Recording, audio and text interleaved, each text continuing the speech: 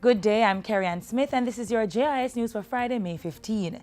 Effective June 1, Tax Administration Jamaica TAJ will be implementing the withholding tax on specified services on a phased basis.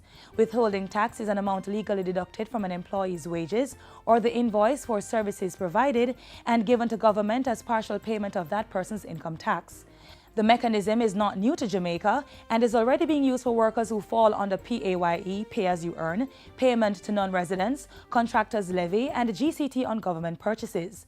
But Parliament amended the income tax in 2013, making it applicable to specified services such as accounting, entertainment, and management. It means 3% withholding tax will now be applied to invoices valuing $50,000 or more. For now, it only applies to government ministries, departments and agencies, as well as regulated financial institutions, tourism operators and utility and cable companies earning over $500 million annually. Affected persons are still obligated to file their estimated and annual income tax returns and must meet their quarterly obligations, but they will be able to claim the amount that was being withheld as an income tax credit. The withholding tax on specified services is part of the process of broadening the tax net. Over $9 million has been spent by the Rural Electrification Program REP to connect residents of North Central St. Catherine to the national grid. Energy Minister Philip Powell recently toured the areas and commissioned the power supply into service. It's now lighting up the communities of Top Jackson, Pleasant Hill and sections of Bog Walk. Over 140 households are benefiting in North Central St. Catherine, with many more in other parts of the island to benefit soon.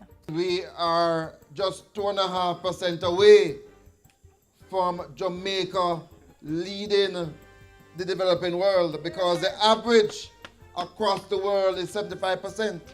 We are at 97%. Right. We are going to be able to achieve 100% better, more electricity in Jamaica than in some richer countries. Government will be renovating the Linstead Hospital's administrative department as part of a wider project to upgrade the health facility. Today we celebrate the signing of a contract, the sum of $21.6 million for the administrative building at Linstead Hospital. The contract was awarded to Black Brothers Limited, who will be upgrading the department's electrical system, installing an air conditioning unit, and buying new furniture. This development adds to work recently concluded on the hospital's X-ray unit and the installation of a state-of-the-art digital X-ray machine.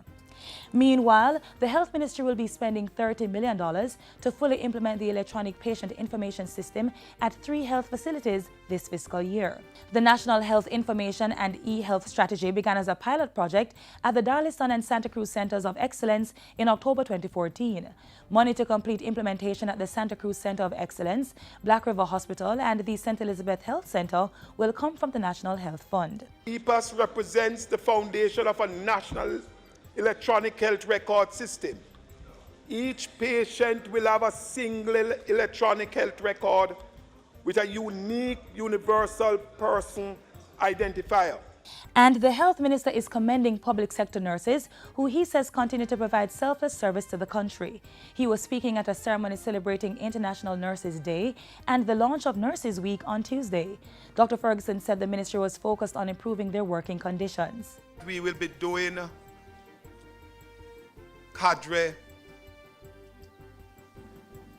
not reclassification, but rationalization, in order to put persons who are now temporary in permanent positions, and that will be pursued this year. He said other work to improve nurses' working conditions had started and would continue.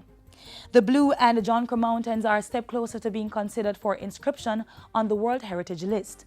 Culture Minister Lisa Hanna recently told Parliament that the World Heritage Committee would make the decision when it meets this June in Germany. It is an excellent thing to have the Blue and John Crow Mountains as a World Heritage Site. And what is good about it is that it is not only, it is going to be a mixed site for the natural heritage and habitats and also a cultural site.